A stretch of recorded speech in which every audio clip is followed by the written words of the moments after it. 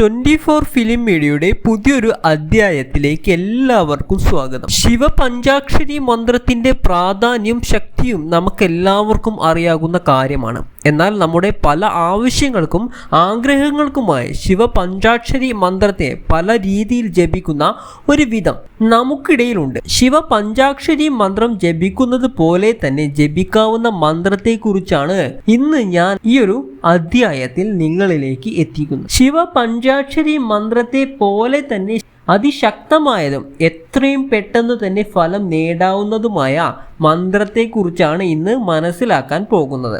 ഏവരും ഒന്ന് തന്നെ മന്ത്രം ഏതാണെന്ന് മനസ്സിലാക്കുന്നതിന് മുൻപായിട്ട് ഓം നമഃശിവായ എന്ന പഞ്ചാക്ഷരി മന്ത്രം കമൻറ്റുകളായി രേഖപ്പെടുത്തുവാൻ ശ്രദ്ധിക്കേണ്ടതാണ്. ഈ മന്ത്രം ജപിക്കുവാനായി അധികം നഷ്ടങ്ങളൊന്നും പാലിക്കേണ്ടതായ ആവശ്യകതയില്ല. നിലവിളക്ക് കത്തിക്കുക, പൂജാമുറിയിൽ ഇരുന്ന് ജപിക്കുക എന്നുള്ള നിഷ്ഠകളൊന്നും ഈ മന്ത്രത്തിന് ആവശ്യമായിട്ടില്ല. എവിടെ ഇരുന്നു കൊണ്ടും എവിടെ വേണമെങ്കിലും ഏതു സമയത്തും ജപിക്കാവുന്ന ഒരു മന്ത്രമാണ് ഇനി നാം മനസ്സിലാക്കുവാൻ പോകുന്നത്. സാധാരണയായി ഭഗവാൻ പരമേശ്വരൻ്റെ മന്ത്രങ്ങൾ ജപിക്കുമ്പോൾ നാം പാലിക്കേണ്ട ചില നിഷ്ഠകളൊന്നും ഈ മന്ത്രത്തിന് ആവശ്യമില്ല എന്ന് തന്നെ പറയാം. അത്തരമൊരു മന്ത്രമായതിനാൽ തന്നെ ഈ മന്ത്രം ആർക്ക് വേണമെങ്കിലും ജപിക്കാവുന്നതാണ്. ഈ മന്ത്രം ജപിക്കുമ്പോൾ ഭഗവാനോടുള്ള ഭക്തി മാത്രം ഉണ്ടായാൽ മതി. പൂർണ്ണമായും വിശ്വാസത്തോടു കൂടിയും ഭക്തിയോടുകൂടിയും മാത്രമേ ഈ മന്ത്രം ജപിക്കാവൂ എന്നുള്ള കാര്യം എല്ലാവരും പ്രത്യേകം ശ്രദ്ധിക്കേണ്ടതാണ്.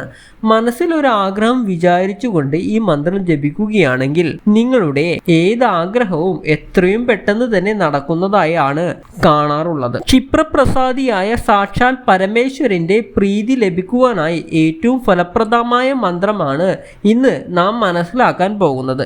അതുകൊണ്ട് തന്നെ നിങ്ങൾ ഈ ഒരു വീഡിയോ കാണുന്ന എല്ലാ ആളുകളും ഒന്ന് കമൻ്റായിട്ട് ഓം നമഃശിവായ എന്ന മന്ത്രം ഒന്ന് കമൻ്റായിട്ട് ഇട്ടേക്കണേ. ഈ മന്ത്രം ചൊല്ലുവാൻ പ്രത്യേകം നിഷ്ഠകളൊന്നും പാലിക്കേണ്ടതില്ല. എങ്കിലും നിങ്ങൾ ഉറങ്ങുന്നതിന് മുൻപായി ഉറങ്ങുന്ന കട്ടിലിലോ തറയിൽ പാവിരിച്ച് ഇരുന്നു കൊണ്ടോ ഈ മന്ത്രം ജപിക്കുന്നത് അതീവ ശുഭകരമായിട്ടാണ് കണക്കാക്കുന്നത്. ഉറങ്ങുന്നതിന് മുൻപ് ഈ മന്ത്രം ജപിച്ചുകൊണ്ട് കിടന്നാൽ അടുത്ത ദിവസം തന്നെ ഫലങ്ങളെല്ലാം ലഭിച്ചിട്ടുള്ള ഭക്തർ നമുക്കിടയിലുണ്ട്. അത്രമാത്രം ഫലസിദ്ധി ലഭിക്കുന്ന ഒരു മന്ത്രമാണ് ഇന്ന് നാം പരിചയപ്പെടാൻ പോകുന്നത്. ഈ മന്ത്രം വെറും തറയിൽ ഇരുന്നു കൊണ്ട് ഒരിക്കലും ജപിക്കുവാൻ പാടുള്ളതല്ല. തറയിൽ ഒരു പാവിരിച്ച് അതിലിരുന്നു കൊണ്ട് നിങ്ങൾക്ക് ജപിക്കാവുന്നതാണ്. അതല്ല എങ്കിൽ കട്ടിലിന്റെ മുകളിൽ ഇരുന്നോ നിങ്ങൾക്ക് ജപിക്കാവുന്നതാണ്. മറ്റു മന്ത്രങ്ങളെ പോലെ 108 തവണ 1008 തവണ എന്നിങ്ങനെ വ്യവസ്ഥകളൊന്നും ഈ മന്ത്രത്തിനില്ല.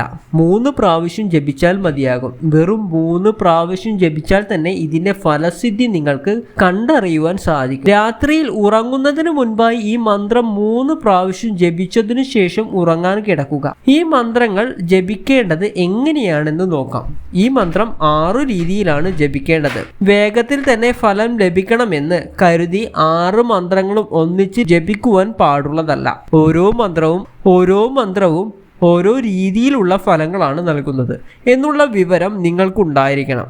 അതിനാൽ തന്നെ നിങ്ങളുടെ ആവശ്യം എന്താണോ ആ ആവശ്യത്തിനനുസരിച്ചുള്ള മന്ത്രം മാത്രമേ ഒരു തവണ ജപിക്കുവാൻ പാടുള്ളൂ. ആ ആവശ്യം നടന്നതിനു ശേഷം അടുത്ത മന്ത്രം ജപിക്കാവുന്നതാണ്. ഏതൊക്കെയാണ് ആ ഒരു മന്ത്രങ്ങൾ എന്ന് പരിശോധിക്കാം. പഞ്ചാക്ഷരി മന്ത്രം യും നമഃശിവായ, മായാ പഞ്ചാക്ഷരി മന്ത്രം യും നമഃശിവായ, മദന പഞ്ചാക്ഷരി മന്ത്രം ക്ലീം നമഃശിവായ, വിദ്യാ പഞ്ചാക്ഷരി മന്ത്രം ഐം നമഃശിവായ, ശക്തി പഞ്ചാക്ഷരി മന്ത്രം ഹ്രീം നമഃശിവായ, മുക്തി പഞ്ചാക്ഷരി മന്ത്രം രം നമഃശിവായ, ശ്രീ പഞ്ചാക്ഷരി മന്ത്രം ശ്രീ നമഃശിവായ.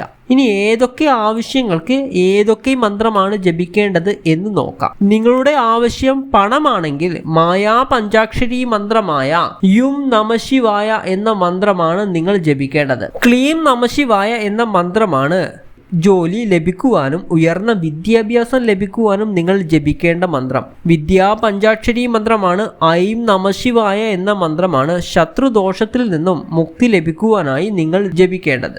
ശക്തി പഞ്ചാക്ഷരി മന്ത്രമായ ഹ്രീം നമഃശിവായ എന്ന മന്ത്രമാണ് രോഗശമനത്തിനായി നിങ്ങൾ ജപിക്കേണ്ടത്. മുക്തി പഞ്ചാക്ഷരി മന്ത്രമായ രം നമഃശിവായ എന്ന മന്ത്രമാണ് ജീവിതത്തിൽ നിന്നും കലഹങ്ങളെല്ലാം ഒഴിഞ്ഞ് ദുരിതങ്ങളെല്ലാം ഒഴിഞ്ഞ് ജീവിതം ഐശ്വര്യപൂർണമായി തീരുവാൻ ശ്രീം പഞ്ചാക്ഷരി മന്ത്രം ശ്രീം നമഃശിവായ എന്ന മന്ത്രമാണ് നിങ്ങൾ ജപിക്കേണ്ടത്. മുന്നേ പറഞ്ഞ പോലെ ഈ മന്ത്രങ്ങളെല്ലാം ഒന്നിച്ച് ജപിക്കുകയോ ഒരേ സമയം തന്നെ ഒന്നിലധികം മന്ത്രം ജപിക്കുകയോ ചെയ്യുവാൻ പാടുള്ളതല്ല. ഒരു സമയത്ത് ആഗ്രഹം മനസ്സിൽ വിചാരിച്ചുകൊണ്ട് ഒരു മന്ത്രം മാത്രമേ ജപിക്കുവാൻ പാടുള്ളൂ. രാത്രി ഉറങ്ങുന്നതിന് മുൻപായി പരമേശ്വരനെ ഭക്തിപൂർവം പ്രാർത്ഥിച്ചുകൊണ്ട് നിങ്ങളുടെ ആഗ്രഹങ്ങളെല്ലാം നടത്തി തരണമേ എന്ന് പ്രാർത്ഥിച്ചുകൊണ്ട് ഈ മന്ത്രം ജപിക്കാവുന്നതാണ്. വെറും 3 പ്രാവശ്യം ജപിച്ചാൽ മതിയാകും.